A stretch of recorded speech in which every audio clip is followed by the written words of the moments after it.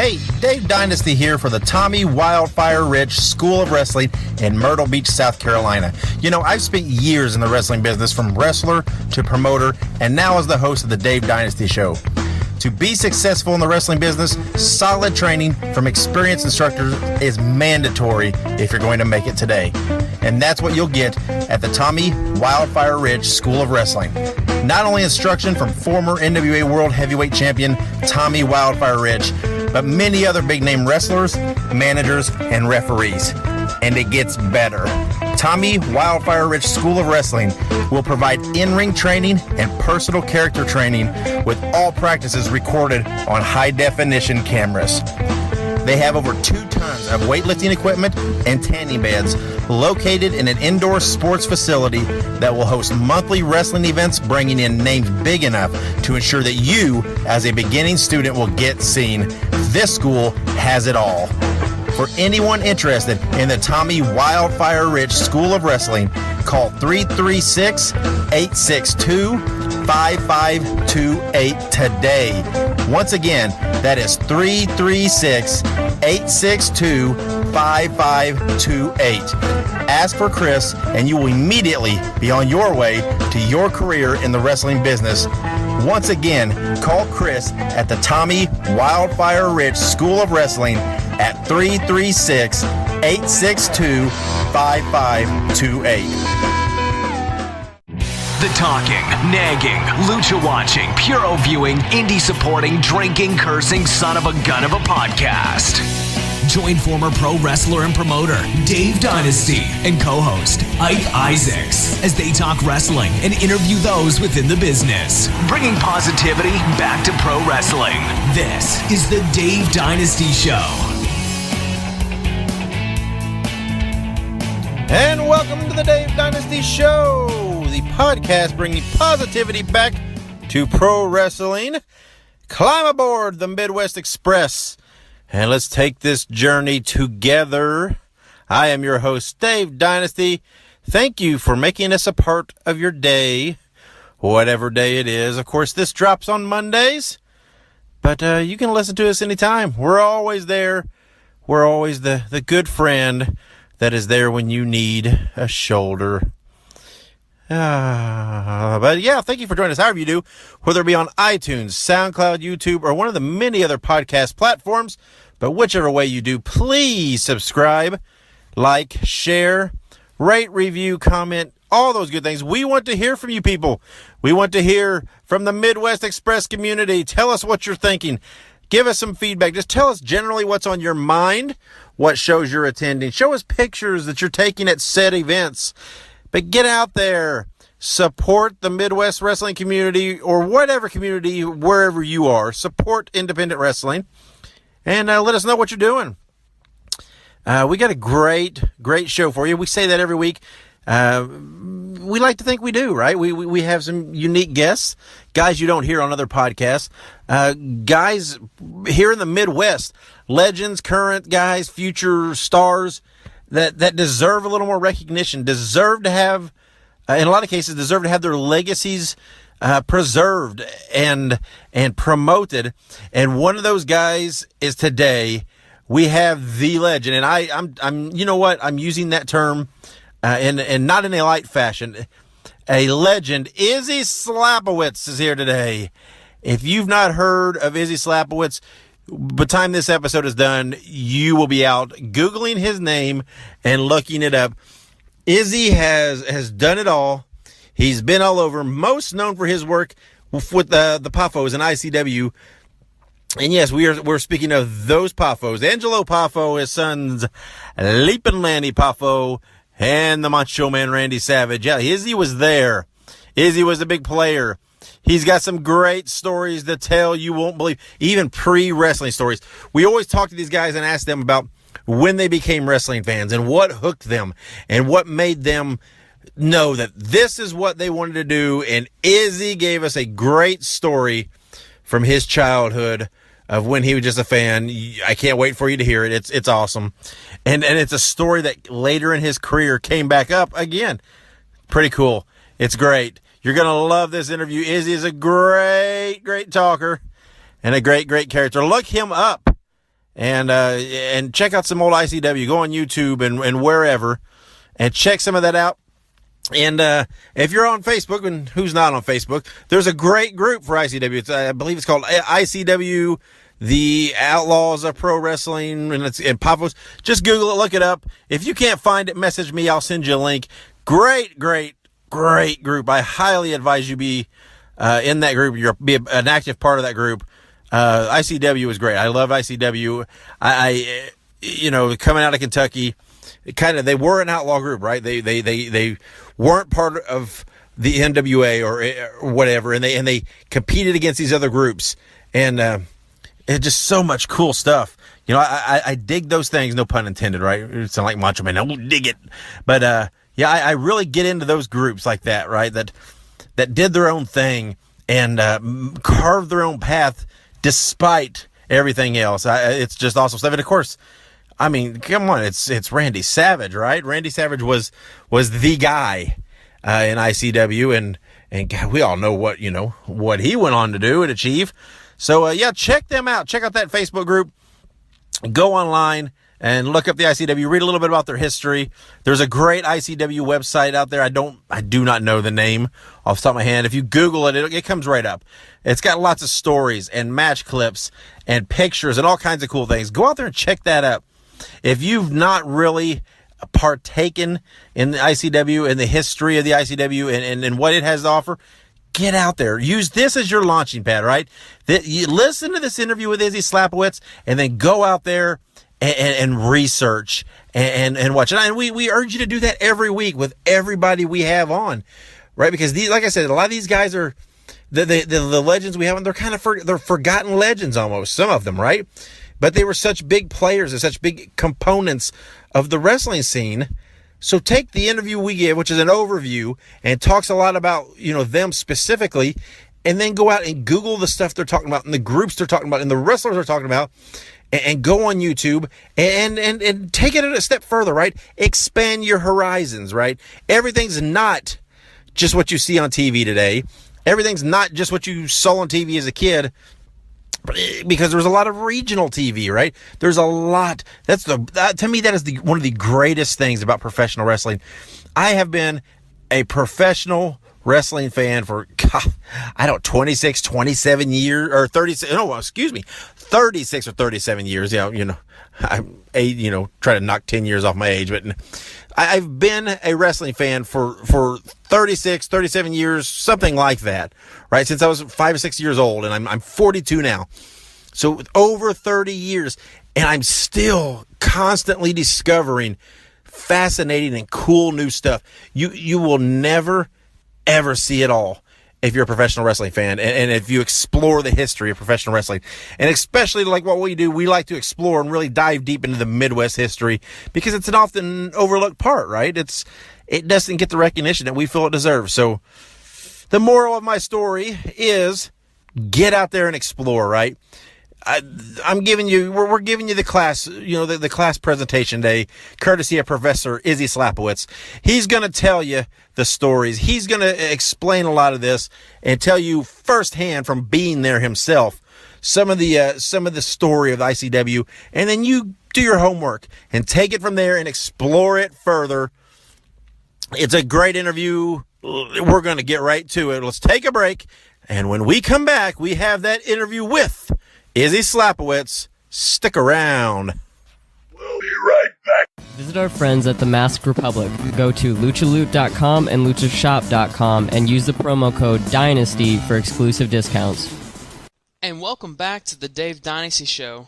I'm your co-host Ike Isaacs, and today I'm joined with yet again another legend, someone who you might know, Izzy Slapawitz. How are we doing today? Well, I'm doing very, very well, and how are you today? I'm doing pretty good. All right, so let's go ahead and get this going. So, where are you from? Well, when Bill Apter once said I was from somewhere outside of Tel Aviv. But, to be honest with you, I'm from New York City. Right on, right on. So, what was it like growing up in New York? Interesting. I grew up in Brooklyn, and I guess it's like growing up almost everywhere else, except just a little bit different. No, I understand, absolutely. Did you play any sports growing up? Anything that you kind of liked doing when you were younger? Any hobbies? Well, of course, when I was younger, there was plenty of sports. We used to play football in the streets, and we used to play Ringalivio. I don't know if most of the fans know what that is. It's a street game. And, of course, we used to play handball and stickball. And my greatest hobby was going to the wrestling matches as a young boy and wrestling with my friends. Absolutely. So then, let me ask you this. What are your first memories of wrestling? Did you have any favorites as a kid? Well, my hero as a child was Buddy Rogers, one of the greatest wrestlers to ever step into the ring. And, of course, there were others, guys like Skull Murphy and Blue Bernard and Mark Lewin and Don Curtis, the Bastien brothers, and the greatest tag team of all time. Well, almost. They were the greatest tag team of all time until I started managing my Devil's Duo. But the greatest tag team of all time, the original Graham brothers, Dr. Jerry Graham and Eddie Graham. Wow, so that's a little bit of a throwback. That's actually an absolutely great tag team. So obviously you had a pretty good upbringing in wrestling. You were probably in one of the golden ages of wrestling. So when was it that you knew wrestling hooked you and that you wanted to become a wrestler? The first time I saw it, when I was maybe 10 years old, watching a show called Bedlam from Boston. That featured Killer Kowalski and Yukon Edick. Wow, so that was, so then this has been something that's been kind of growing inside you since, like, the very beginning then. Yeah, that's exactly right. And when I matured and I got old enough to do it, I broke into the wrestling game. Absolutely. So then, when did you start training and who trained you? I started training, it was probably around, my memory is a little foggy, but probably around 1975. And I was trained by a man that unfamiliar to many people, but yet he trained a lot of great wrestlers.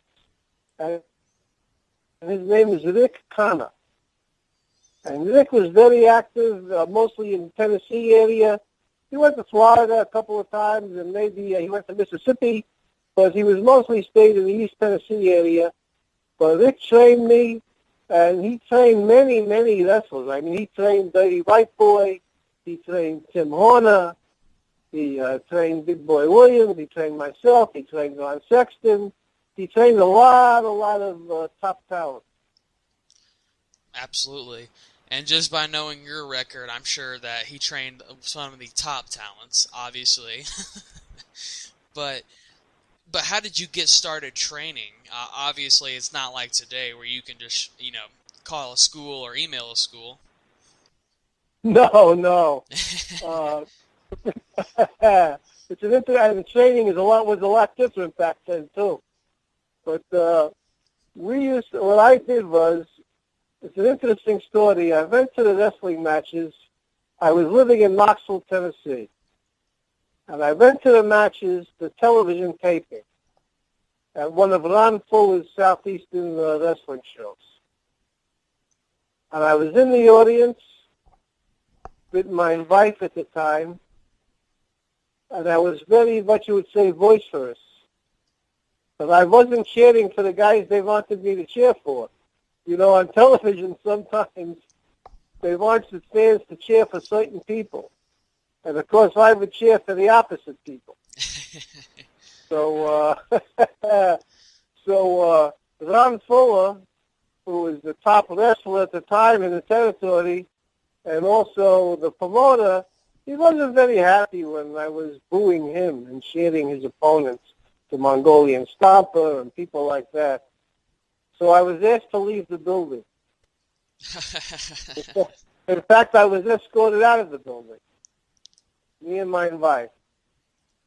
And we were outside the building, and we weren't out there more than a couple of minutes. Then Norvell Austin. Do you remember Norvell Austin?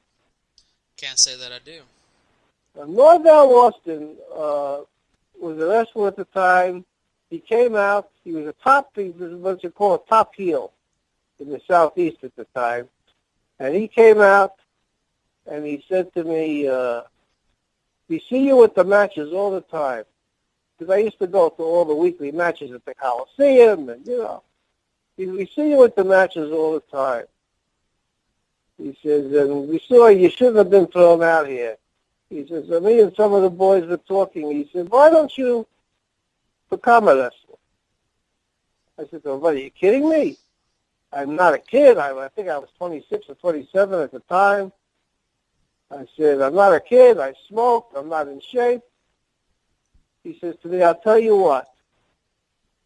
He says, if you want to get into wrestling, he said, you have to, of course, promise to give up your smoking and get into shape, but I will bring somebody out, introduce you to him, and if he thinks you're qualified, if he thinks you look like somebody wants to train after talking to you, I'll leave it to you two. I said, oh, okay. And then he sent Rick Connor out. And Rick and I spoke for a few minutes, and Rick said to me, okay, if you want to train, I'm telling you right now, this is no easy business. He said, this is going to be tough. He said, so if you're a smoker, you better quit smoking. And you better get into shape, start working out as soon as you leave this building, because this is going to be tough training. I'm not going to take it easy on you. And if you make it, that's good. If you don't make it, that's tough. So I said, okay. And he said to me, and so you're going to laugh at this price. He said to me, so you remember this is 1976. He says to me, and every time I'm going to train you twice a week, and every time, after every training session, you're going to give me $25. So that doesn't seem like a whole lot now. No. It was, I'll tell you, it's not. Now, back then it wasn't cheap, but it wasn't what they're charging now, these kids today. So I said, okay. So I met him a few days later at the local YMCA in Knoxville. And there was another young man there also, Ron Sexton. You may be familiar with Ron Sexton. He held the Tri-State Tag Team Championship. And we were in the Dutch Championship territory back in the day. And Ron Sexton, he introduced me to Ron Sexton, and we began training. And our training was not what these boys go through now. We were on the mats, and first we were made to run around the track for 2 miles. Oh, wow. Then once we were finished running around the track, we had to do push-ups and calisthenics. Then we had to do forward rolls on the mats. And then when we were completely exhausted, he would get one of us on our knees and the other one on top of him, like in Greco-Roman wrestling, and he would have us wrestle each other. And then when we were real wrestling each other, and he would give no quarters. And then when we were finished wrestling each other, he would beat the shit out of us. Did I say those words on this podcast? You can absolutely say whatever you want. Okay. He would wrestle us, and he would stretch us.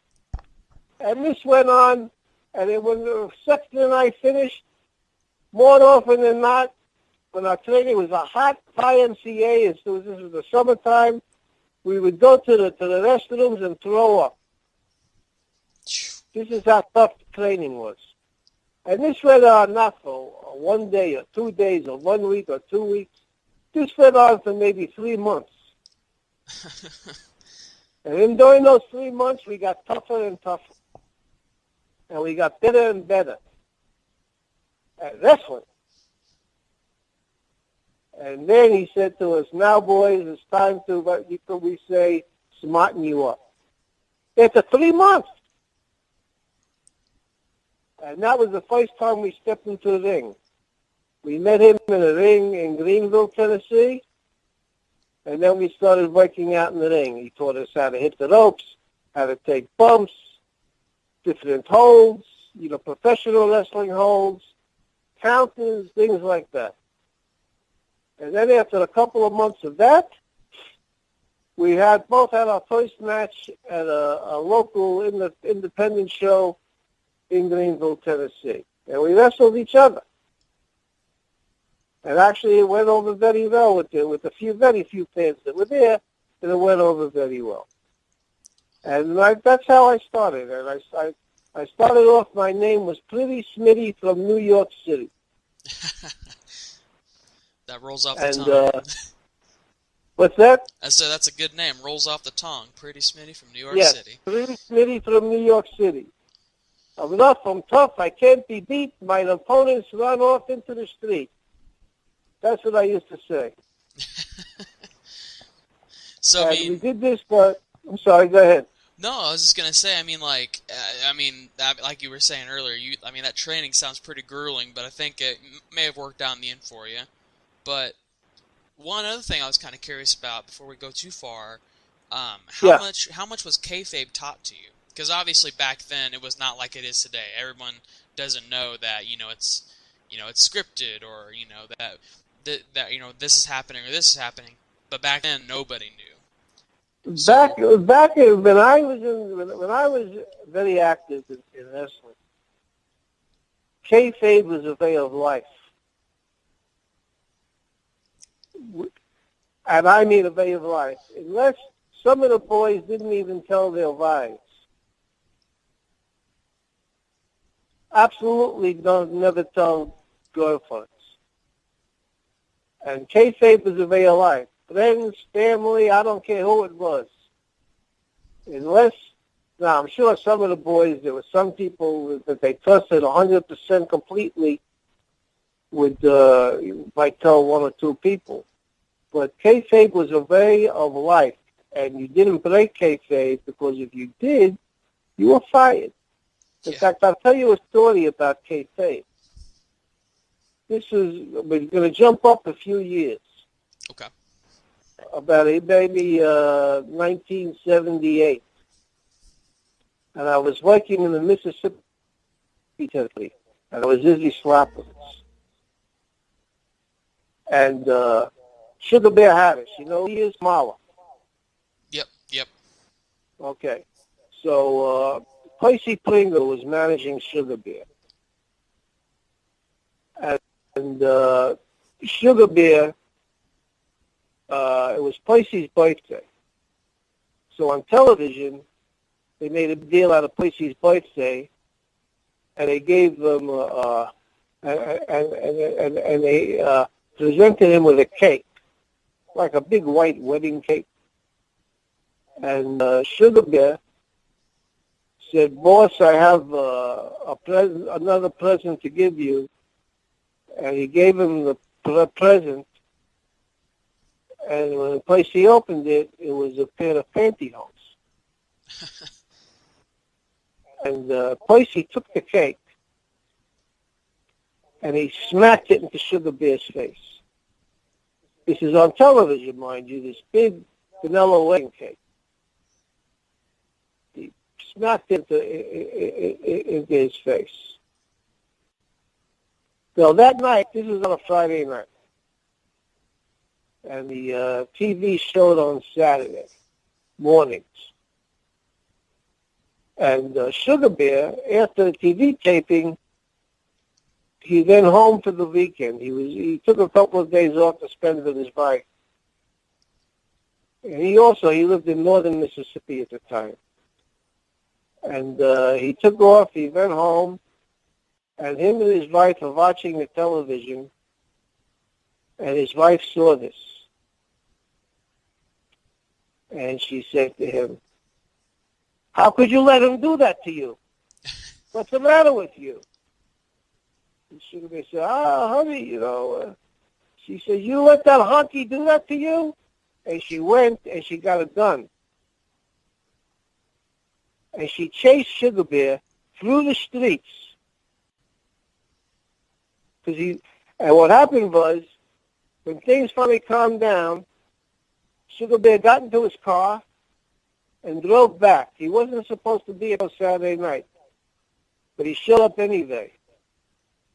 And we looked at him, and I said to him, Bear, what are you doing? I thought you had the weekend off. And he told us the story. I said to him, Bear, why don't you just smarten it up? He said, are you kidding me? I smarten her up, she tells her sister tells her friend tells this friend tells that. Before you know it, everybody's smart. You just smarten it up. I don't know, if there was ever a time to smarten someone up, I think that would have been a good one.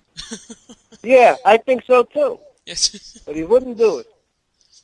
Wow. Wouldn't do it. But that's the way things were back then. We lived our gimmicks, and we lived our kayfabe 24/7. See, that's the crazy thing about nowadays is that compared to then, everybody knows that, they know, the proverbial curtains have been opened, everyone kind of can see exactly what's happening, and I don't know, it's crazy to think that back then, people would be dying because, or getting hit and getting beat up because they thought this was, that this was exactly who this person was, and they didn't know it was just a character. Oh, it's unbelievable. It is unbelievable. And the other things that just, first of all, in today's world, okay, in most of, if you watch any of the major promotions right now, the matches are scripted. From beginning to end, they're scripted. Our matches were not scripted. They were never scripted. Our interviews and promos were never scripted. What rolled off our tongue, came to our mind, and we were given an idea, a subject of what to talk about. And everything else was left to us. And the same thing with the matches. We were told certain things. But the matches, when we stepped into the ring, nobody scripted a match. Ever. Nobody in the dressing room would go over, this is what I'm going to do, this is what you're going to do. It didn't happen. It was unheard of. And if somebody tried to do it, they'd be the laughing stock of the dressing room. We could also never call it backstage. Never. If somebody ever called that backstage, they'd be thrown out of the building on their ass. These things never occurred. And I can't tell you how many, we had riots. We used to get so much heat that we would have riots because people believed what we were doing. I had one time in Kentucky, this happened in Manchester, Kentucky. I'll never forget it. And you'll know why once I tell you the story. In Manchester, Kentucky, at a place called Ernie Couch's place. It was a Sunday afternoon. They used to have wrestling there every Sunday afternoon. And at the time, the ICW was not actually ICW. It was two groups. It was All-Star Championship Wrestling from the Knoxville area, and it was ICW International All-Star Wrestling from Kentucky. The two groups would have post-shows. Okay. So me and Bob Orton and Betty Orton, maybe Tony Peters, we went up to the ICW show in Kentucky. And there you had Randy Savage, you had Rogers, some of those guys. Yeah. This was before the two groups merged. Because after several months, the two groups merged, we became one promotion. And we all were based out of Kentucky. But anyway, so we're in this place, Lenny Couch's place. And they used to pack the fans into this place every Sunday afternoon. Well, I didn't go there every Sunday at the time because we were two separate promotions. Anyway, so Bob Orton and Betty Orton, I forget who they were working in the ring, who they were wrestling, and I was managing them, and I gave Bob Orton a chain, mine chain, to hit his opponent with. Okay. The next thing you know, well, I knew, there's a police officer, one of the local police officers in Manchester, has his gun in my forehead.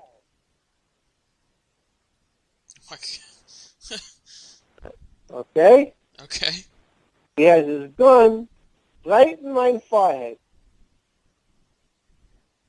And he says to me, "You son of a bitch." He says, "If you pull out that chain one more time, I'm going to blow your brains out." Now, I want you to know my wife and young daughter live in the audience. Good God.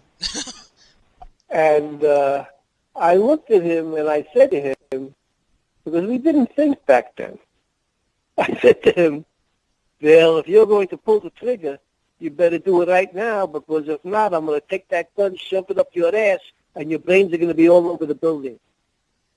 And by that time, the other cops in the building grabbed him and escorted him out. That's a little risky. Yeah. I mean, there were times we used to have, I can't tell you, guns were pulled on us more than once, knives. I was sprayed with pepper spray, me and Oki Shakina both in a tag team match in Oklahoma. We were wrestling the Von Erichs. Me and Oki Shakina were wrestling Kevin and Fritz Von Erich in a tag team match. And I guess one of the fans didn't like the outcome. And as we were leaving the ring, a fan came up and sprayed us with pepper spray. And we didn't know what it was at the time. All we knew was our eyes were burning like crazy. So we got back into the locker room and we started splashing them with water and stuff. But this was common. Because the fans exactly believed what we were doing. And this is what we wanted. When something like that happened, you know what we would say to each other? "Good job." See, that's the thing. Stuff like that doesn't happen anymore. That's crazy. I couldn't even imagine. Yeah. I mean, literally people threatening you with like a gun. That's the kind of things that you don't really see anymore. No, you don't see it anymore. And that's No, probably a good thing. But yeah. I mean, we would have riots. One time in Illinois, I was working for ICW, and I was managing this match also with my great tag team, Doug Bynes and Jeff Sword. They were wrestling Leaping Lanny Poffo and George Weingart. And again, I handed one of the boys my chain, and the next thing you knew, everybody in the building was on top of me. I had to curl up in a little ball, okay, because there must have been, I mean, I don't know how many people there were. No, obviously, they all couldn't get to me, but they were all trying to get to me, kicking and punching. And what happened was, and Angelo Poffo, I don't like to speak bad of the dead, but he was the promoter. He didn't have any security. So what happened was Lanny Poffo and George Weingart made their way into the crowd and said, "We'll take care of him. We'll take care of him." And they got me up and took me back to the dressing room. And I was okay. My knee swelled up like a football because I got plenty of kicks in the knee. But other than that, I mean, I was all right. But this is what happened. And this is what, believe it or not, we didn't ever wanted it to go that far, but we wanted the heat to get that hot. See, and that's just crazy because, like you just said, I mean, they just like mob you because you see you pull out a chain, and that's just nuts. You know, this is the way it was. Sometimes I wouldn't have to pull out anything. Sometimes it would just be voice. I was doing an interview one time on television Devil's Duo had just won the Schweinerer. And I pulled out my sister-in-law was a good artist in the Iranian hostage crisis back in the late 70s. I don't know if you remember that they took several hostages from the American embassy, and they kept them for must have been a year or more. And it was a big thing going on there back in the 70s, late 70s, maybe 79, 1980, so around there. And I saw my sister-in-law painted a picture of the Ayatollah. And I used to wear this black robe sometimes, so I had a picture under my robe. And I pulled out a piece of paper, and I said, I'm getting congratulations all over the world on the Devil's Duos Tag Team Championship victory. I said, here's one letter I really cherish. And I said, congratulations on winning the Tag Team Championship. And now I invite you to come home to bring it to its rightful place. Signed, your cousin. And I said, you know who my cousin is? And I pulled out the picture of the Ayatollah Khomeini. And the people in the studio went nuts. I mean, they went absolutely nuts. They were cursing, carrying on, picking up their chairs, banging them. Like they went crazy. So then I said, oh, yeah? I said, well, how many hostages do you have? I turned and walked away. Well, this was a live taping. It's a television studio, during the matches. And when the taping was over, we couldn't get out of the building. People drove to the TV studio, and they were surrounding the TV studio. They wanted to kill us. And Angelo had to call Poffo. He had to call police to escort us out of the building. And it really killed him. Because like I said before, he was a pretty cheap guy. He was forced. He had to for about 6 months get security for us wherever we went. I mean, I would imagine. I mean, that's like, I don't know. That's pretty gutsy. I'll give you that. No, but this is stuff that we used to do. But it doesn't go on now. But, and I was thinking, I don't know if you're aware of this, but a good friend of mine, Jeff Smith,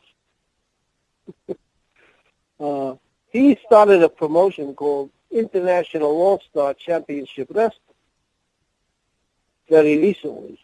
It's maybe a year old now. Okay. And of course, he hired me to be a manager. And Ronnie Garvin, the Hands of Stone, Ronnie Garvin, One Man Gang, Ronnie Garvin from the ICW days too, former world champion. He does color commentary on the show with Joe Kazana. Oh, wow. And this promotion is exactly the way the old promotions were. I mean, exactly. Everything is kayfabe. Everything.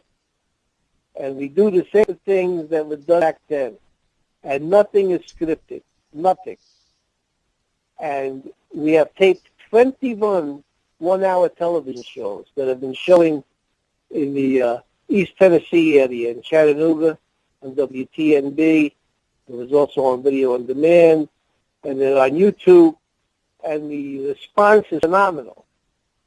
The only thing is, Ronnie Garvin, he used to be One Man Gang, Hands of Stone. Now I call him Mr. Badinsky, Ronnie Garvin, because he butts into everything I try to do there, interferes with my champions. I have a great champion, the Machine, and Ronnie Garvin, he tries to interfere in what I'm doing there. He doesn't mind his own business. And there's a world champion, Tom Pittman, who stole that title from my Machine.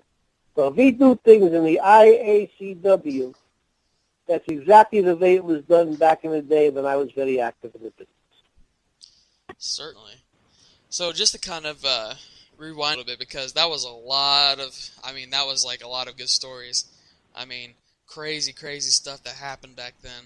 I mean, I hear stories all the time from, some people we've also interviewed, like, Rip Rogers and, Jerry Graham Jr. Yes, Rip Rogers. Yeah, Rip Rogers was the first person I managed. Well, one of the first places. Really? Yeah, I managed him twice, once in Mississippi and once in Kentucky. And we remained lifelong friends, yeah.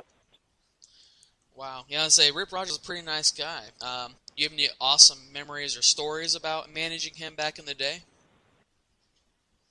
I can tell you one funny story about managing him back in the day. We were in Mississippi.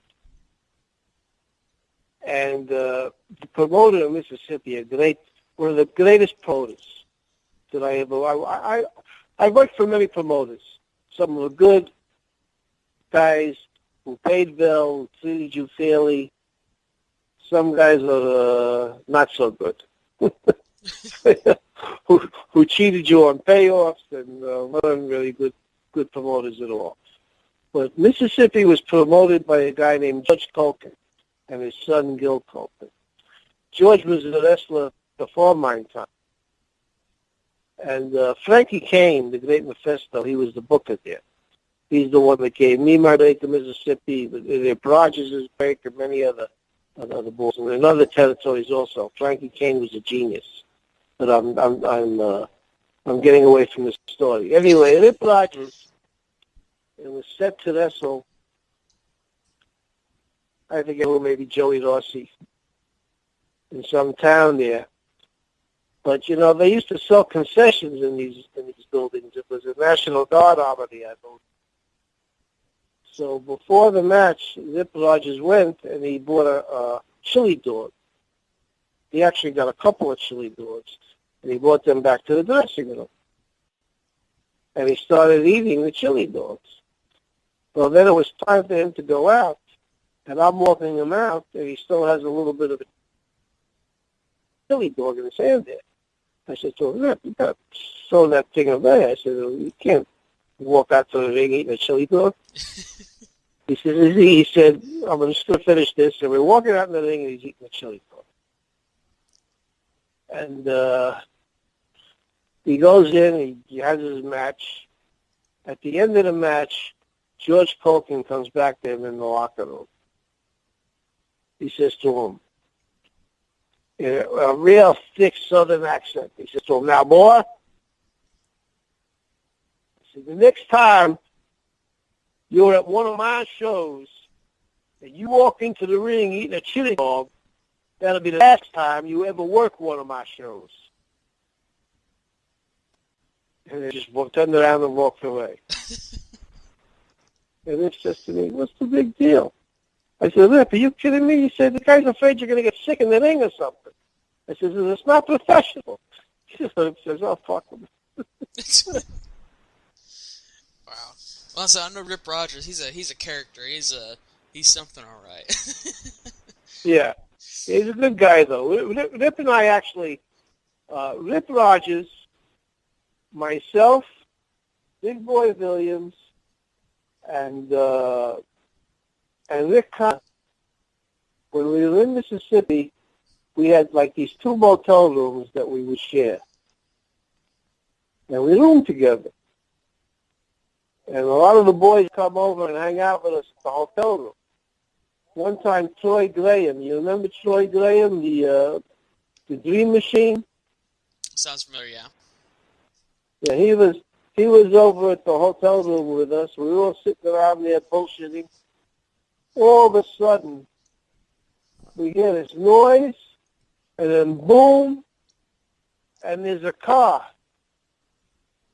through the wall of our motel room, the hood of the car. Who was... And we're looking. It was some woman who had been drinking, who lost control of her car, and drove right through our motel room. Good Lord. I was going to be like, was it some crazy person that was like, oh, they're in there, let's drive my car through their wall? No. They didn't know we were in there. In fact, we were very careful about who saw who together. we used to. Sometimes if the heels and the babies had to get together to a town, one or the other would be dropped off books away from the building, so that no one could see that you were together. None of this, we're friends outside but not inside. None of that went on. It was quite a time. It was also a lot of fun. Absolutely. So also, you've met so many people. Just within this conversation, it's a list long of people. You have stories upon stories upon stories. But something I'm kind of curious about, actually a couple things really. But one of the things was, you were a key player for the PAFOS and ICW. And like you said, you had a lot of good stories about all of the wrestling that happened there. But also, as many, I don't know if, some people don't know this, but Randy Savage was there. Before he was Randy Savage, of course. Yes, he was. Well, he was always Randy Savage. Okay. So he was Randy Savage back then, too. In fact, the Randy Savage you saw on television is Randy Savage you saw in his apartment. Really? Yep. So then, tell us some more about that. What were your first impressions of a young Randy Savage? Well, Randy and I got along very well in the beginning. In fact, I managed him. When he came to the Knoxville end of the territory, when we were two separate promotions, I was his manager in that end of the territory. And then even when we went back, when we all consolidated up in Kentucky, the way we did it was his manager was Steve Cooper. But Cooper and Savage were both members of the Slapawitz Syndicate. Okay. So that's how we handled that. So sometimes, while Cooper would manage him most of the time, sometimes I would appear on television with him and manage him there too. And my relationship with Randy was very good. But the thing with Randy is, like I said before, the thing with Randy was, Randy was Randy. Some people think, somebody's different on the outside than they are from the person they perceive to be a character. Okay? That was not Randy Savage.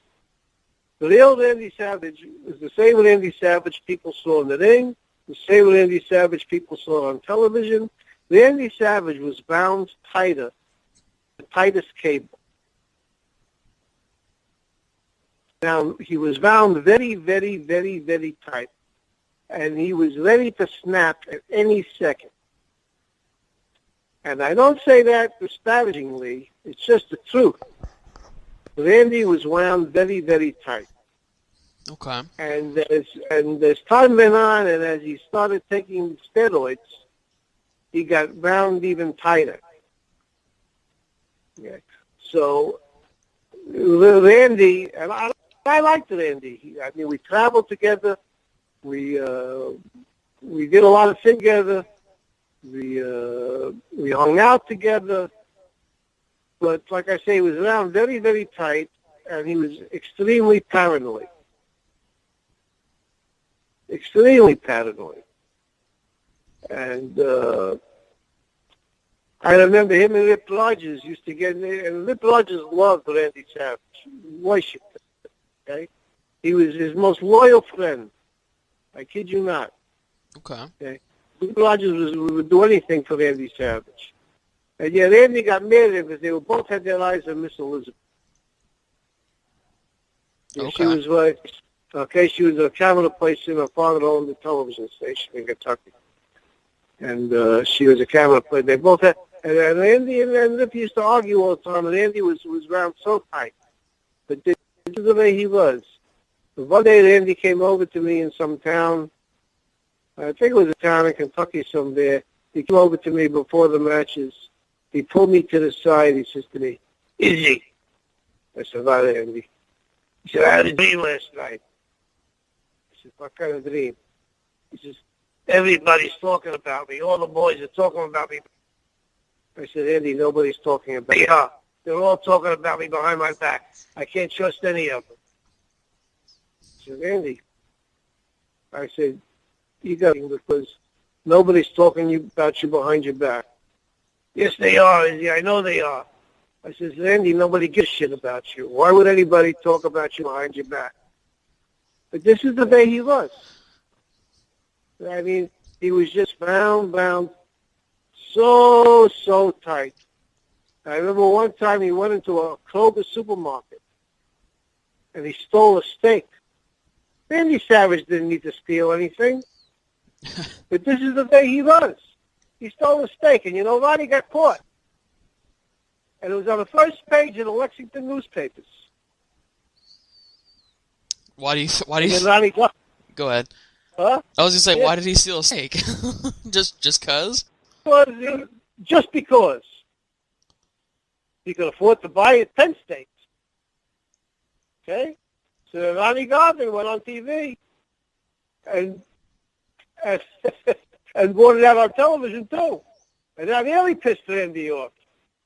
But see, he was afraid to do anything, say anything to Ronnie. But you had to know how to talk to Randy, and you had to know how to act with him.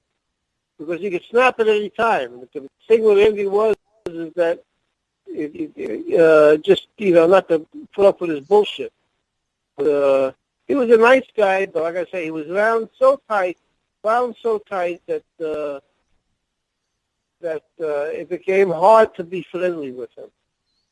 Not only me, but anybody. It was just hard to be friendly with him. And the last time I really had any real contact, I'll tell you a funny story about Randy Savage, though. He was also, very dedicated and a great Quaker. And we were in, I seem to remember it as Kentucky, but George Weingloff and I were talking a couple of weeks ago, and he told me he thinks it may have been in Missouri or Illinois. But we were in some town, you forget sometimes because they all ran into each other. We used to wrestle 9 shows a week. People don't realize this. We would wrestle every night of the week. We would wrestle sometimes 2 shows on Saturday and 2 shows on Sunday. Not like this once-a-week stuff that guys do now, or once a month. We would wrestle anywhere from 6 to 9 times a week, every week, for years. But we were in some town, and Randy Savage, he was sick. He had like 103, 104 fever. He had stroke. He was too sick to wrestle. And we're back in the locker room there, and he gets dressed. He has all his stuff up. And we're all telling him, Andy, you can't hardly walk. You can't go out in the ring. He insisted. He says, the people pay to see me. He says, I got to go out there and work. We said, okay, but you know what? I said to him, why don't you just lay down here on the table, rest up, and we'll wake you when it's time for your match. He said, okay, that's a good idea. Well, he laid down, and he pretty much passed out. And we had our show, and I forget who it was, but somebody substituted for that. He was in no condition to wrestle at all. He was so sick. And somebody substituted for that. So then the building cleared out. We said, let's play a rib on him. He's going to get pissed off if he just wakes up and finds out that the show's over.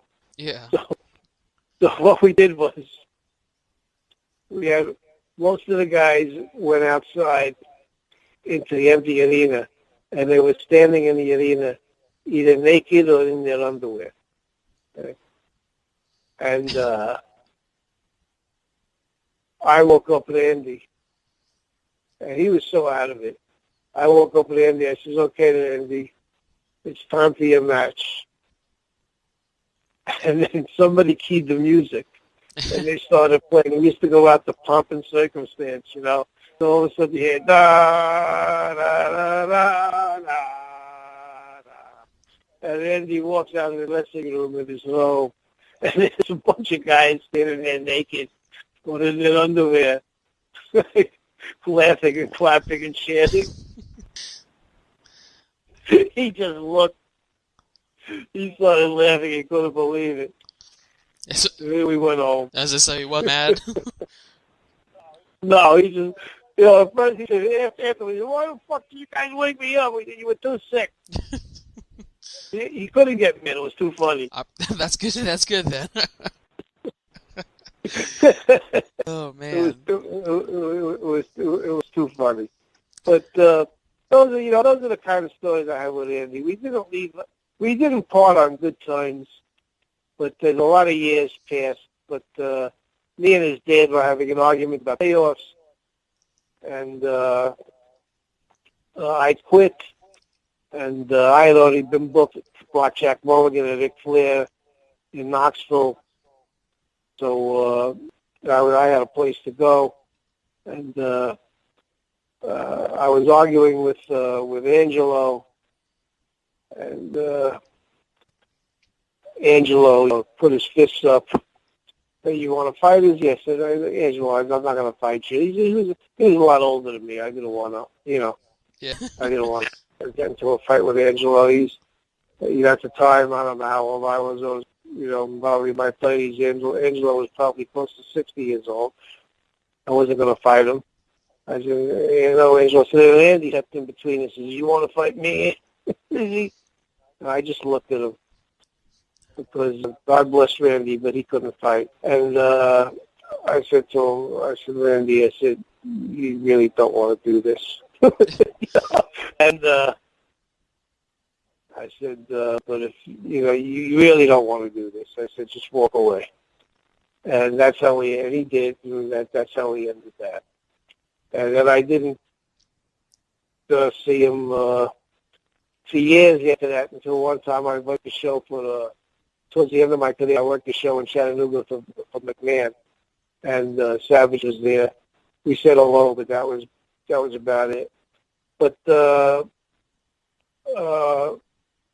in retrospect, he was just so messed up with the steroids, and like I said before, he was so round height that it was just hard to. He had a hard time reasoning, and I from what I understand, as he got older and time passed, he got off those things, and he settled down, and he became his old nice guy self again. Absolutely. But, those things do a number on you. So. Well, that's my. No, go right ahead. Go right. Sorry about that. Yeah, but those are my memories of Randy Savage. But to me, they're all good memories. Absolutely. They're all memories. They're all stories because people. One thing, me and the boys, we get together sometimes, whether it's at the IACW shows, where I have some of the old vets come and they're also, it's a mixture of old seasoned veterans, not old veterans with younger talent.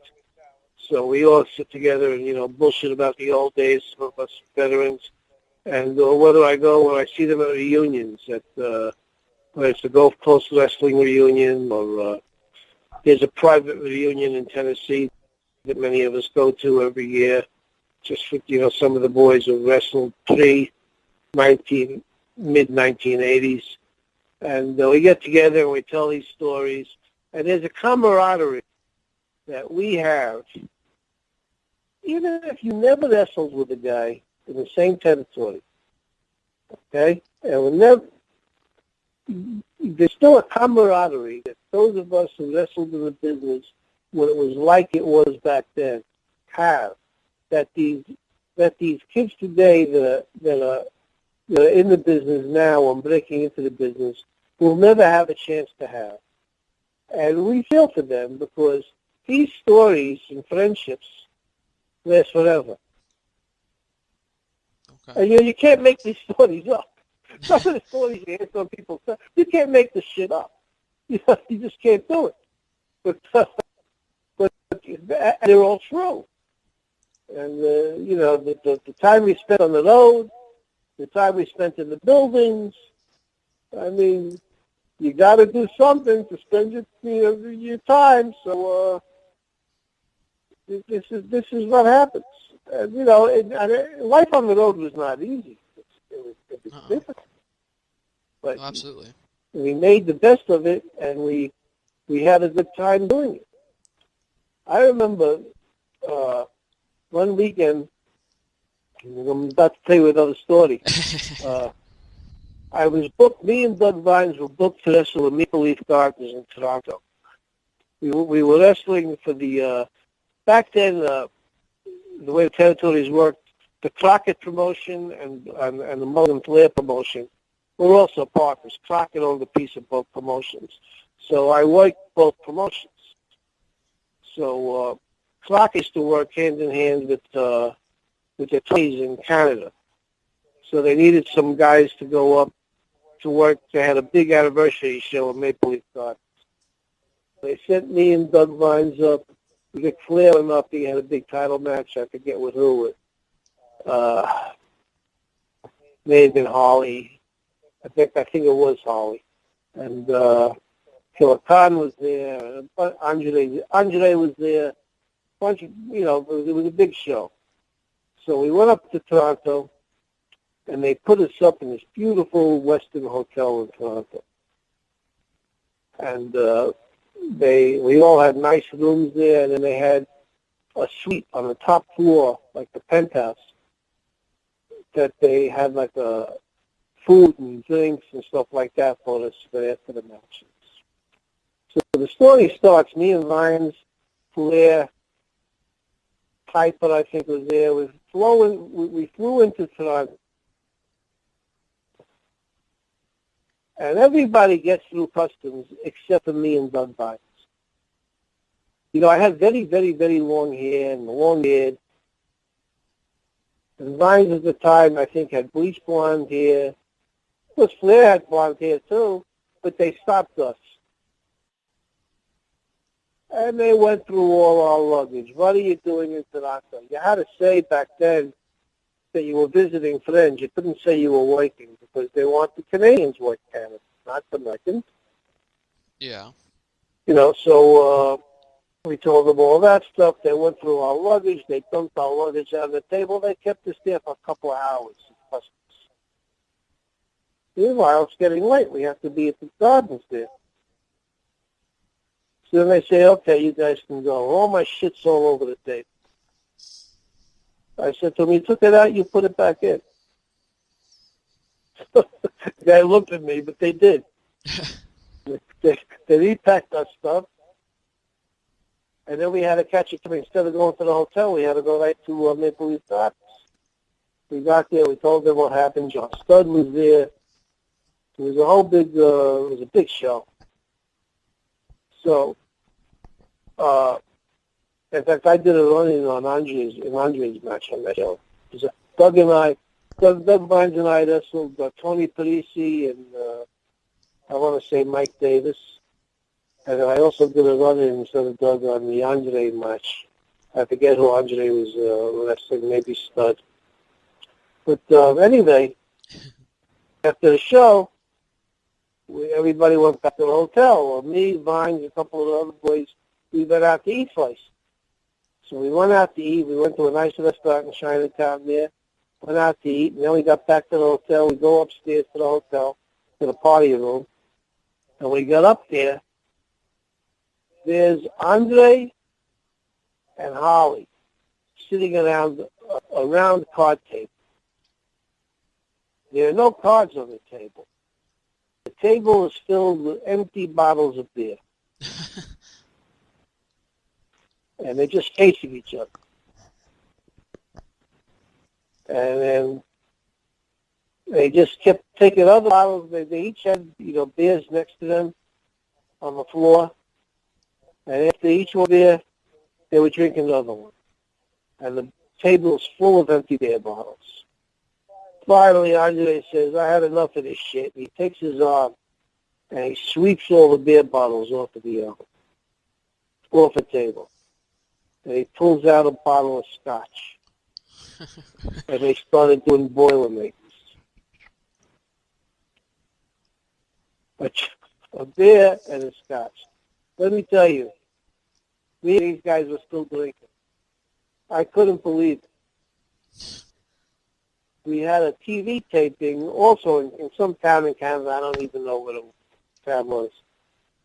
And me and Vines and I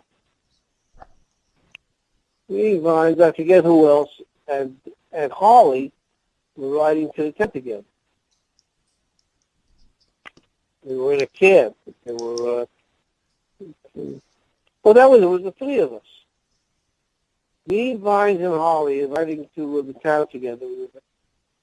We were in a cab. And Harley pulled out a six-pack. Now, this is the next night after. These two guys, I don't know how much they had. It was unbelievable. And we're going to the town. So Harley says, come on, boys, let's have a beer. I says, I'm Harley. I says, after the show. I said, I can't drink a beer before the show. She says, sure you can, Iz. I said, no, Harley, we're going to be working. He says, I'll bet if I was still champion, you'd drink a beer with me, but now the Flash champion, you won't drink with me. I said, all right, fuck it. He was just laughing. I said, all right, Harley. So we killed that six-pack on the way to the show. And we got to the show, and it was a TV taping in front of it was a house show TV taping. Much like they do now sometimes. They had it was a regular house show with fans, paying fans, and they were taping it for TV, and for their Canadian TV. So everybody's in the dressing room, and everybody's bullshitting. And Tony, the promoter's there, and he was the booklet also. And I was set to wrestle Rod Bass. He had the Canadian championship at the time. So I was set to wrestle Rod Bass. So Rod comes over to me. He says to me, Izzy. He says, you want to go live? I said, sure. Everybody here. There was a TV monitor in the dressing room. And he said to me, our match is next. He said, I'm going to go out there. He said, you come right out after me.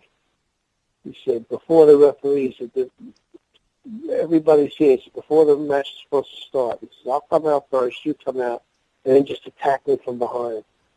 And just keep beating the shit out of me until they realize what's going on and the referee comes out. Then once the referee comes out, I'll take over Bulldog and run the match. I said, okay, shit. Why not, right? Yeah. So everybody's in there talking. You want to go out there. I attack them from behind. I'm beating the crap out of them. The fans are going crazy, right?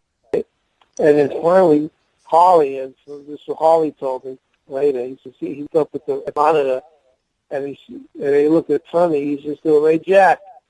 He said, shouldn't the referee be out there? Only one brand can be the best. Out there for the next match? But he says, no, sure. Look at the monitor. They looked at Kelly the monitor. Blue Book's best the overall brand running for out running out to the ring and beat the ring. Ron Bulldog me 1, 2, 3. We left the ring. I had the entire. It was amazing. People got out of their stands, and they were following me back to the dressing room. Jeez. So when we got back, I didn't expect that, And the next day, before we left Canada, Tony came over to me. He was the promoter. He says to me, Izzy, he says, anytime you want to work in Canada, just give me a call. You can start working now if you want. But I didn't want to live and work in Canada. So I thanked him and said no. But a lot of good stories. A lot of good times. Absolutely. And I mean, I just want to say, listening to all these stories, I mean, it's like, you think about, like, all the things that you've done. Like, I mean, you're just talking about some of the stories, some of the places you've been, but, like, I was reading up on some stuff, and, like, I just want to go through a really quick list of different places you've been and worked. Okay. So, Georgia Championship Wrestling. Yes. Jim Crockett Promotions. Yes. Southern Championship Wrestling. Yes. I mean, these are just some of the places, right? Yes. Tri-State Wrestling in Oklahoma. Yeah. I mean, like, it's just... So, having done all of this and being all these places, what is it like to have all this experience? Do you feel like that's a good way for people to kind of remember you? Or is that like a good legacy to kind of leave? I like it. I think so. I'm proud of what I've done, and what I'm starting to continue to do now. In fact, but I'm very proud of what I've done. My kids have stories to tell. I'm My sure. grandson hears stories. I think I have a pretty good legacy in the wrestling business. I was never a superstar, but I have a pretty good legacy. I have a lot of experience. I have a lot of good memories. I was a star in some places, not star in other places, but I'm very proud of my wrestling career. And right now, the IACW is negotiating with some major outlets Wow. to get our show on wider distribution. So it may not be over, you know. We certainly hope It not. may just be, it may be continuing, and whatever the future holds, I'm looking forward to. But I'm very proud of the past. I have good memory. I have made lifelong friends. Absolutely. That you know, we still talk on the phone. We still see each other, and you can't beat that with a stick, as the saying goes. No, absolutely. Not at all.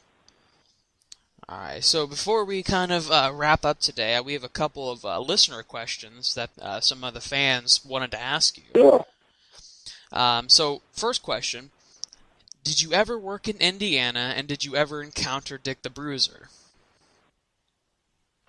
Yes, I did work in Indiana. I worked in Indiana for the Papos, I believe. Okay. You know, for ICW.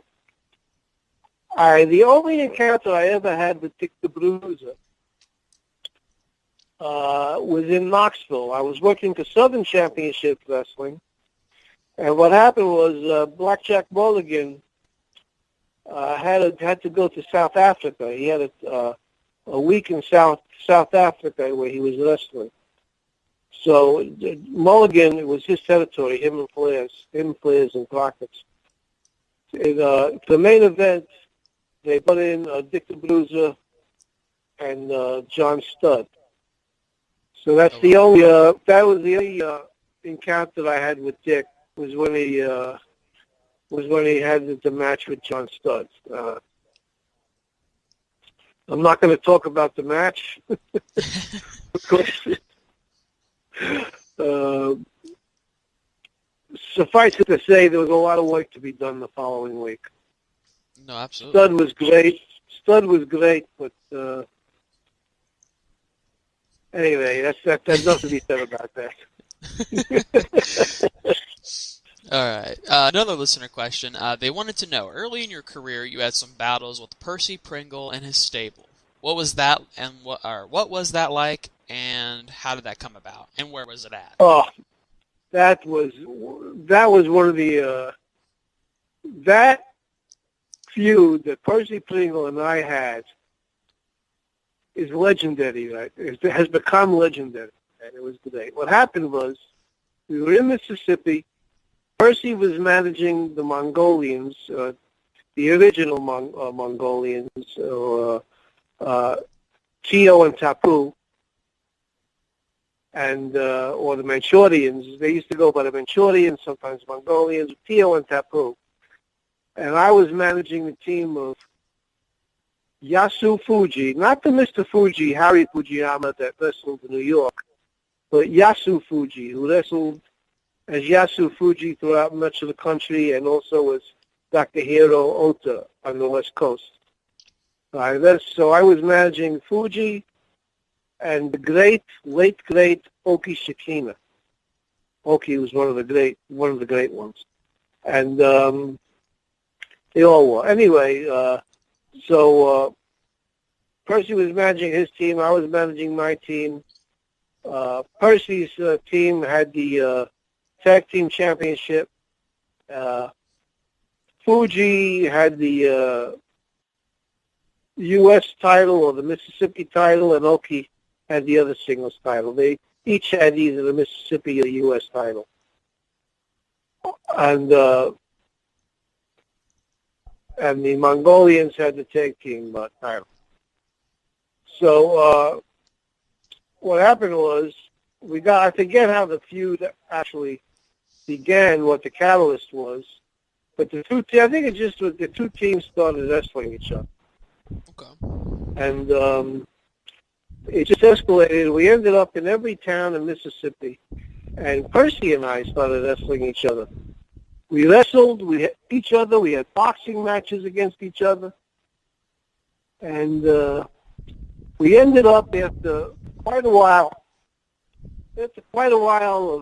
of this, six-man tag team matches, Percy and I going against each other in singles matches, the two teams going against each other. We ended up, Jackson, Mississippi was the main town at the Coliseum in Jackson.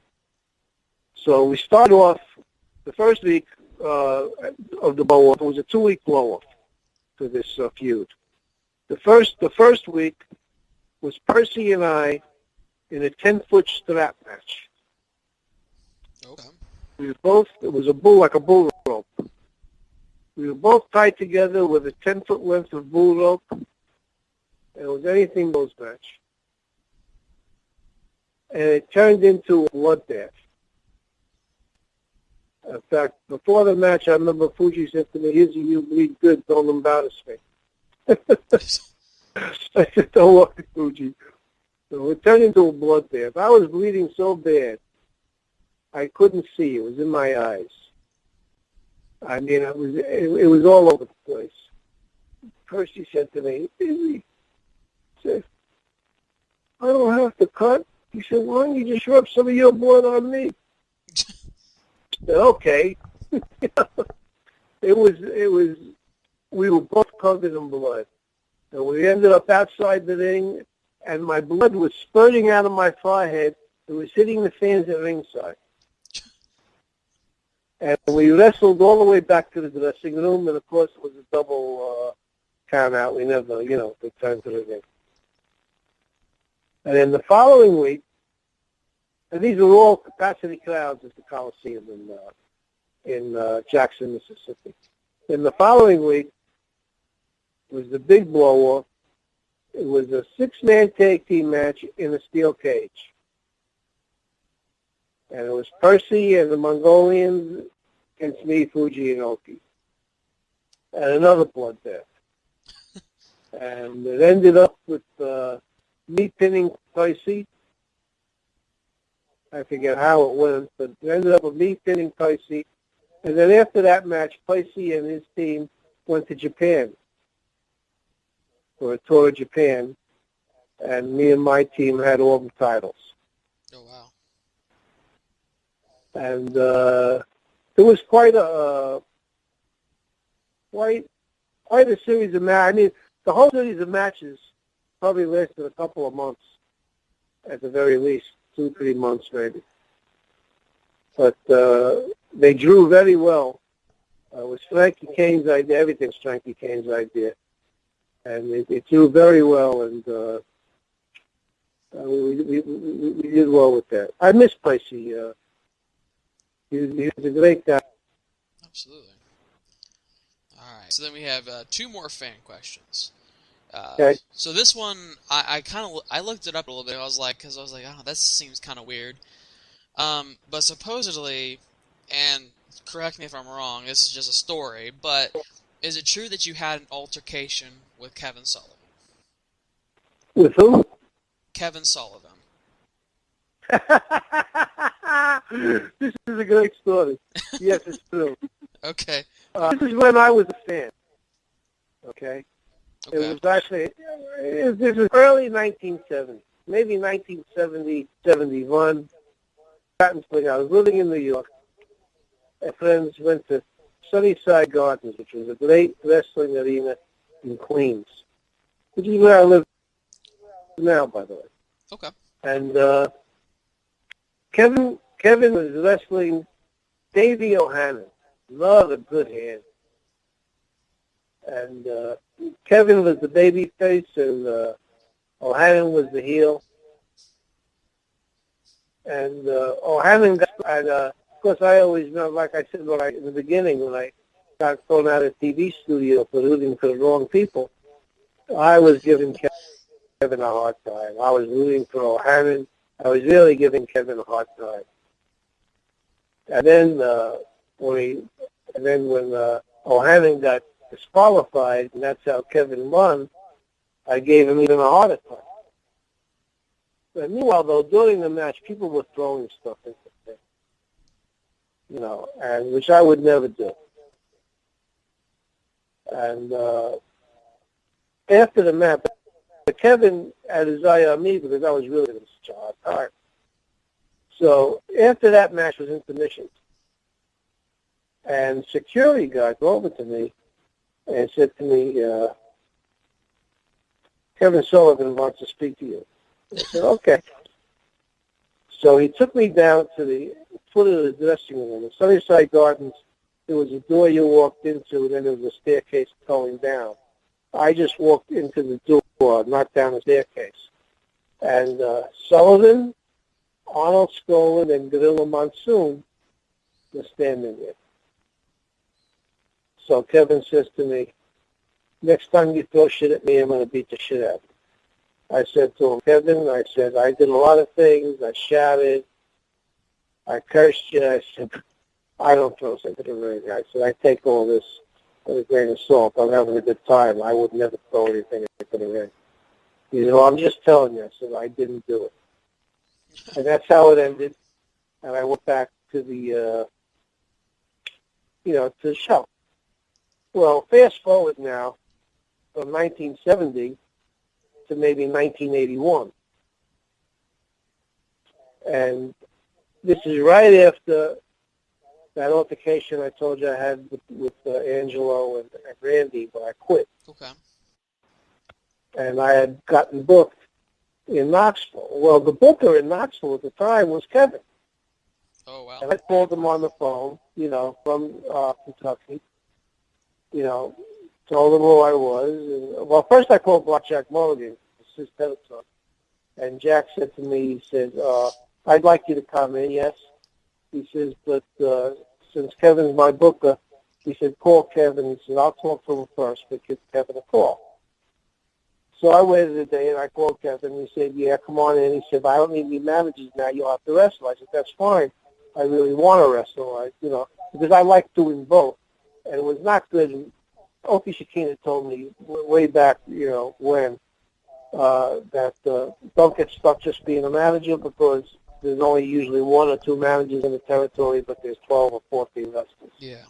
So I always wanted to keep my hand doing both. So Kevin said, sure, come in, but I'll need a manager. I can use you as a wrestler. All right. So Kevin didn't know I was, 10 years ago. So my first show was in Virginia. And what happened was I was supposed to be in the opening match. The Mongolian Stomper had quit that morning. He got into some kind of argument with Mulligan, I don't know what about.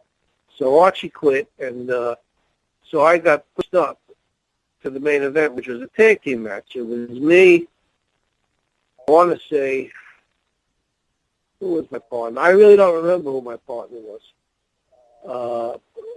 Wrestling the Mulligans, Blackjack Senior and Junior, Barry Windham. Yeah. So we're sitting in I was sitting in the dressing room, getting ready, and Kevin comes over to give me the finish. And he's sitting with me, and he's looking at me. And he's staring at me. And then finally he said, now you remember, when this happened in 1970, I was a clean-cut kid, short hair, no beard, 10 years younger. here I am as Izzy, with long, long hair and a beard, and he's staring at me. And finally he says, Sunnyside Gardens. You're the guy from Sunnyside Gardens. I said, how the fuck do you remember that? He says to me, it's the eyes. And I said, yeah. And we laughed about it, and he gave me the fish, and then we went in, and I had the match, the match, and it was really good. It was, I forget who my partner was, but Mulligan actually changed the finish in the ring so that I didn't do the job.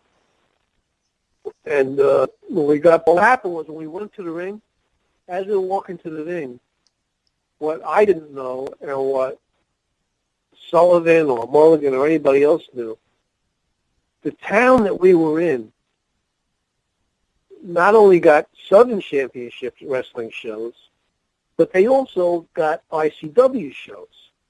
So when I walked out of the dressing room and started towards the ring, instead of the fans being disappointed that Stomper wasn't there, they went crazy when I walked out.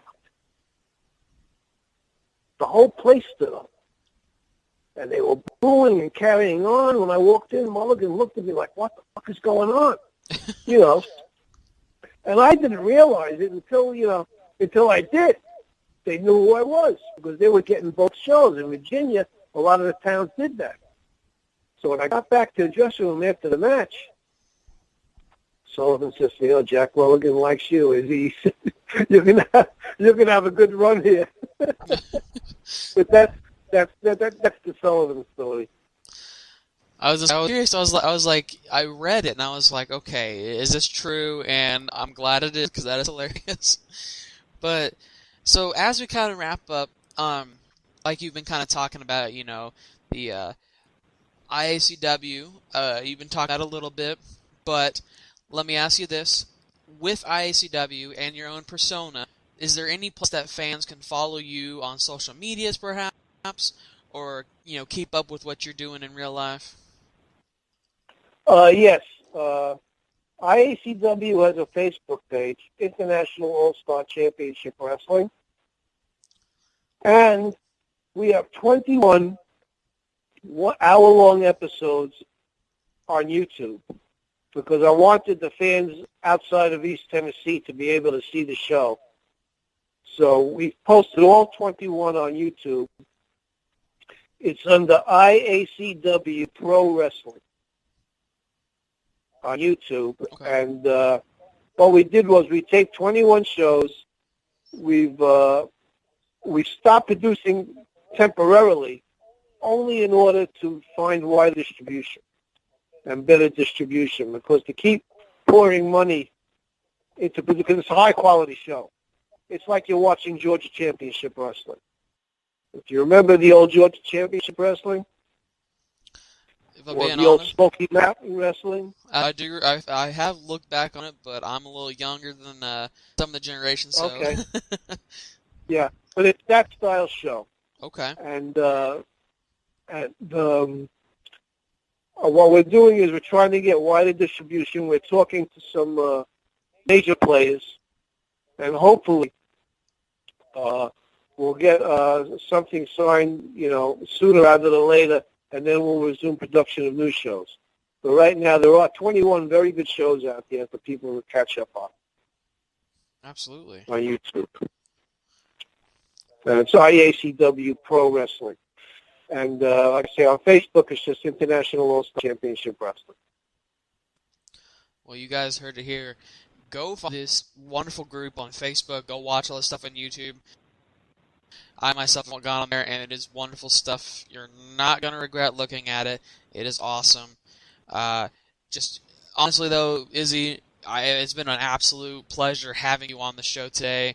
I mean, such wonderful stories, amazing, hilarious stories, but just absolute honor, absolute pleasure. But is there anything else you want to tell the fans out there of Dave Dynasty Show? No, just thank you. I appreciate your interest, your loyalty, and keep listening to the Dave Dynasty Show because it's a great show. Absolutely. Well, thank you so much, Izzy. You know, I do a lot of interviews, but this has been a really fun one. You have a lot of amazing stories, to say the least. All right. Well, the pleasure was all mine, and the honor was all mine, and I appreciate it. I really do. Come crack open a cold one and let Old Manser tell you a story. King of Big Dog Style, Lairton Light Beer, the king of the trailer court, your favorite wrestler of mine, me. This is Warner's Wisdom with Mance Warner.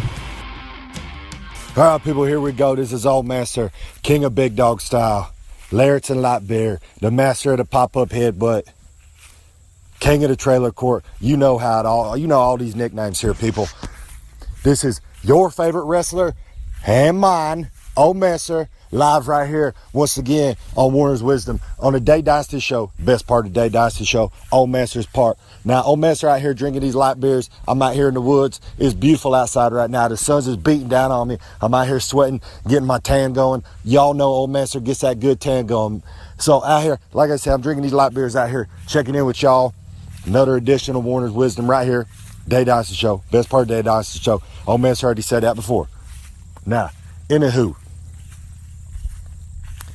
on this edition of Warner Wisdom, Old Master is going to take you down. What do y'all call that? Oh, memory lane, right? Old Master going to tell y'all a story here. It's just so nice out here. Okay, I ain't going to trail off too much today now. Old Master going to fill y'all in on one of Old Master's first jobs back in the day, right? Now, this had nothing to do with pro wrestling, so you tuned in here by secrets and tales and all that about pro wrestling. Sorry, this episode ain't going to be about that. This is more titled toward ghouls and goblins, if you know what Old Master talking about, right? Okay. It was 1984, 1985, around that time, I do believe. Old Master's had some light beer since then. I've hit a lot of wackadoos. I hit a lot of headbutts, pop-up headbutt, lariats, big boots, all the such. Old Master forgets things. Now, as I say, in 1984, 1985, one of them 2 years, Old Master got him one of Old Master's first jobs, right? It's a part-time gig. Is in a warehouse. A warehouse that had medical supplies, right? Old Master out there working. 1984, 1985. The warehouse was called Unita. Craziest name I ever seen, but it's a great name. It's a catchy name. You can throw it on a t-shirt. You can sell them. That's real nice. Transition real quick. Y'all need to go out there and buy Old Master's t-shirts on ProWrestlingTees.com. Lairton Light Beer, beautiful shirt. You can get it. Worth the money. Great shirt. Real good fabric. You can wear it on you. You cut the sleeves off. It's still nice outside. You don't need no sleeves on there. Let them guns hang out, baby. Now, you can also get at the live events. Old Master got his new t-shirts. Beautiful t-shirts. Any t-shirt Old Master put out is going to be great quality, beautiful shirt. Go get one. You can get them at live events. You can get them 8x10s. Real beautiful too. Transition back to what Old Master is talking about. Now, 1984, 1985, working at a warehouse, medical facility, medical supplies. Sorry, Old Master went off on a tangent there. Now, first day on the gig, right? Old Master up there doing everything got to do. I'm stocking stuff. I'm moving stuff around. They're teaching me how to take the orders and whatnot. The main boss, I ain't really seen him much. He was in there maybe a couple, 10, 15 minutes. This kind of bullshitting. He seemed kind of like a jerk, right? He said, typical business guy. He's just all about the bottom line. Got to get that money. He's out the door. Now, the guy that was training me, he's an old school guy. Real down to earth. Good dude. He was teaching me the ins and outs of the business, how it kind of works. I was sitting underneath the learning tree with this fella, right? Now, toward the end of the day, we got maybe about an hour left. First day at the job. He wants to get home to his old lady. I'm wanting to get out there and get home to my old lady. I had the light beer set up that night. I was going to go drinking. Had all my friends. I ran around with a weird crew at the time. A lot of punk rock people that had mohawks and their hair dyed. And good people, though. Good people, man. At the end of the day, don't just judge people how they look, man. Get out there and have a good time with people. Have a good time with everybody. That's the wisdom there, people. Now, anywho, Let old master transition back to what I was talking about.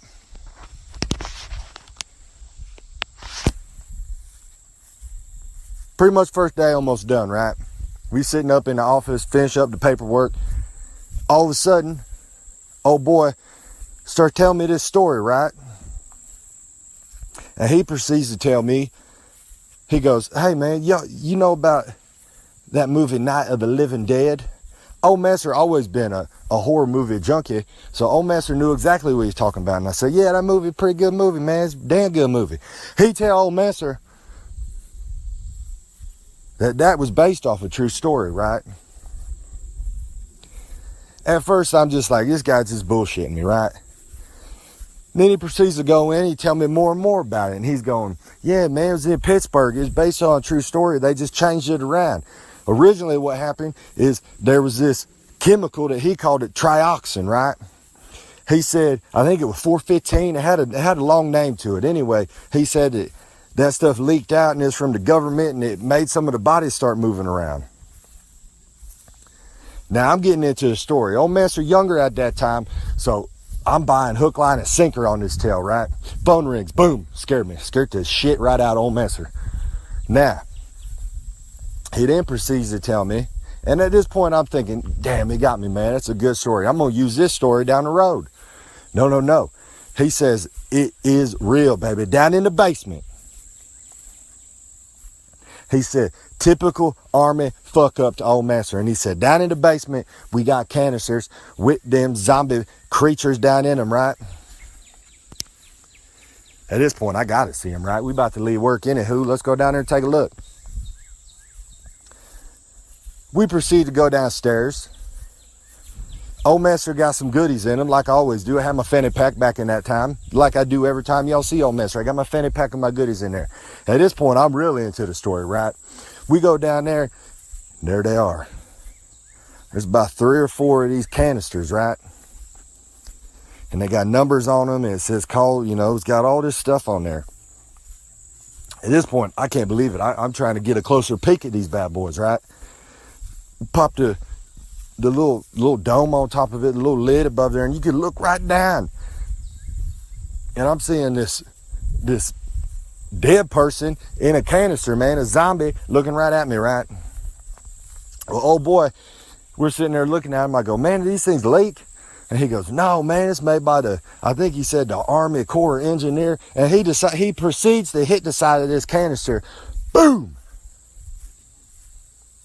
All of a sudden, dramatic pause. Wackadoo. Oh, wackadoo, baby. This gas come flying out there. Hit me right in the face. It was the strongest shotgun old master ever had in his life. We hit the ground. We hit the dirt. I'm out for about, maybe hour and a half. We come to. There ain't nothing in the canister. It's the craziest day of work I've ever been at so far. Old master, he's starting to freak out at this point, right? I'm going to speed this story up because I want to be on here for 2 hours doing these shoot interviews for y'all people out there. Now, see, old master sitting down there at this point, I feel horrible. Old boy feels horrible. We call the main boss. Main boss comes in. He starts losing his shit, yelling at us, freaking out. I may just have to break this down into different parts, right? Today we'll just call this part 1, old master out here on Warner's Wisdom. So, see, old master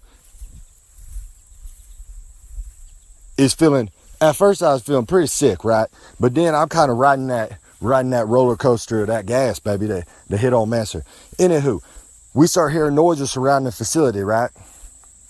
We got a cadaver, because we sell those to the hospitals and let the medical students work on them bad boys. We got a cadaver over there, and the door is banging away in there, right? So, at this point, they make old master go to open that door, baby.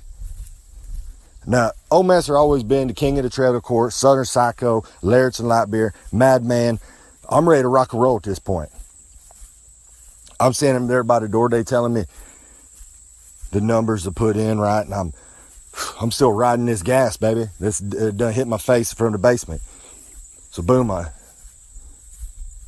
Open it up, sit there waiting. Out come a cadaver, baby, come running right at us. Take down old boy, hit him right, he speared him like old Bill Goldberg, speared this guy. Boom, took him down. Now, mind you, this cadaver's completely butt-ass naked as a jaybird running through here, right? So he hits a big old spear on old boy. Old Master come through, though. I always do. As soon as he hits that spear, he starts to get up. I'm thinking, this damn cadaver gonna hit a pose right here. If he's smart, he would, because you got to be working them cameras now. So old Master come running in with a big boot to the back of this some bitch's head, right? Boom, he go down like a damn sack of shit. Like a 140-pound sack of shit, right? Boom, he down. He starts getting up. No sold all my business right there. I couldn't believe it. He gets up. Boom, him, big old headbutt. Cracked his skull right down the middle. Nothing. Ain't hurting this guy at all. He's still coming at us. Old boy come running over, hit him with a baseball bat. Boom, nothing. You know what worked? Y'all think for a second. What do you think worked on this damn cadaver coming at old Master, my main boss, and old boy that was teaching me how this job worked? A drop taw hold. Most simple maneuver in the book. A drop taw hold worked on bringing this cadaver to the ground. So he come charging old Master hit him, drop toe hold, boom, he hits the ground. We jump on top of him. We're holding him down. We got him tied up. There ain't nothing we can do at this point, right? We start looking around and we go, Jesus, Lord, help me now. Old Master gonna have to saw this man in pieces. It was almost like the movie done came to life out here, people. So old Master, the main boss, and the old boy that was teaching me how this job worked, we had to sit down there and saw this yellow, creepy, gross, wet, stinky cadaver into many pieces, right? And then we had to put them in little bags. Now, at this point, you know how you eat some goodies and you feel real nice at first. Maybe you mix in a couple drinks or something. Maybe you mix in a little something else, some more goodies on top of that. And then eventually you start feeling kind of sick, like you're going to have to puke or something, right? Well, old Master didn't puke yet at this point, but he was starting to feel not too fresh, not too good, right? So, me and the two old boys pick up these body parts pretty much at this point, throw them in the bag, and then they proceed to tell me, hey, I got a buddy who works over there about, 10-minute walk. He works out there on bodies. He kind of like a Paul Bear, like Mr. Paul Bear, right? Same type of gig. So I'm talking to them and they're explaining it to me. We're going to have to take him over there, and our main goal is we're going to have to burn this shit up, right? Now, I'm going to have to end it right here because I don't want to go too long. Like I said, the next time I'm going to jump back into the tale and let y'all know what we had to do at that point on. Because like I said, old Master, Goody's starting to wear off. I'm starting to feel kind of ill. My buddy, he looking like he half dead at this point. The main boss man, he just want to burn these bodies up. We got to somehow get these cut up body parts 10 minutes down the road through a damn graveyard because our main boss, the main man, is friends with these boys, right? So, until next time, this has been Old Master, another edition of Warner's Wisdom. I will pop back in next week and we get this done for you. This might be a 3-4 part tale hitter Old Master got to do. Until next time, y'all have a good time. Ain't going to be as good as Old Master, but who is, who can, it ain't going to happen. This has been the best part of the Dave Dynasty Show. Old Master, Warner's Wisdom. Until then, enjoy them light beers. Go buy them t-shirts. Get them 8x10s. Y'all have a good one. Hey, Dave Dynasty here for the Tommy Wildfire Rich School of Wrestling in Myrtle Beach, South Carolina. You know, I've spent years in the wrestling business, from wrestler to promoter, and now as the host of the Dave Dynasty Show. To be successful in the wrestling business, solid training from experienced instructors is mandatory if you're going to make it today. And that's what you'll get at the Tommy Wildfire Ridge School of Wrestling. Not only instruction from former NWA World Heavyweight Champion Tommy Wildfire Ridge, but many other big name wrestlers, managers, and referees. And it gets better. Tommy Wildfire Rich School of Wrestling will provide in-ring training and personal character training with all practices recorded on high-definition cameras. They have over 2 tons of weightlifting equipment and tanning beds located in an indoor sports facility that will host monthly wrestling events, bringing in names big enough to ensure that you, as a beginning student, will get seen. This school has it all. For anyone interested in the Tommy Wildfire Rich School of Wrestling, call 336-862-5528 today. Once again, that is 336-862-5528.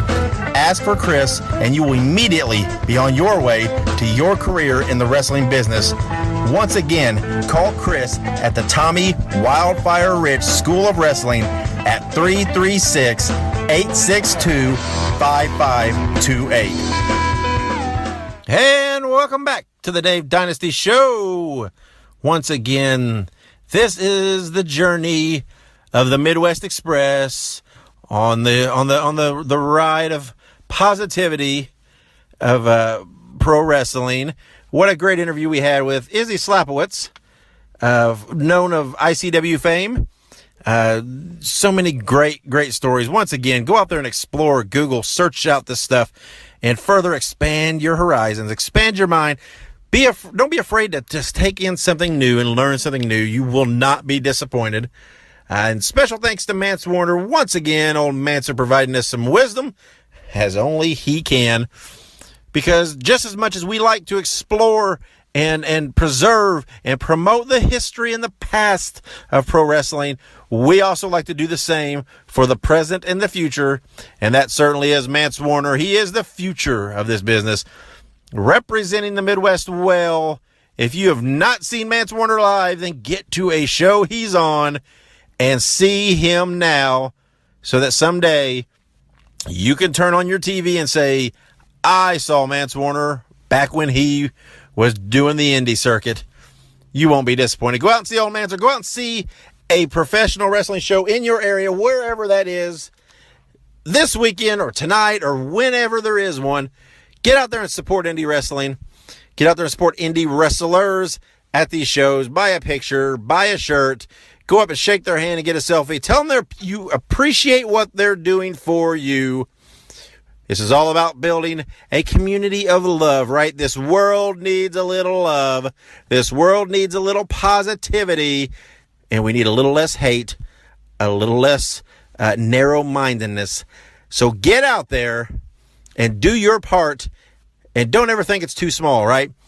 And I'm not just talking about in wrestling. I'm talking about in life in general. Don't ever think that what you can do or what you choose to do and who you choose to do it to is small, right? A simple compliment, a simple act of courtesy towards your fellow man can be a huge thing, and it can set off a whole butterfly effect thing and just spread. That's what we're all about, spreading the message of positivity throughout the world. And ladies and gentlemen, I'm not speaking just about wrestling.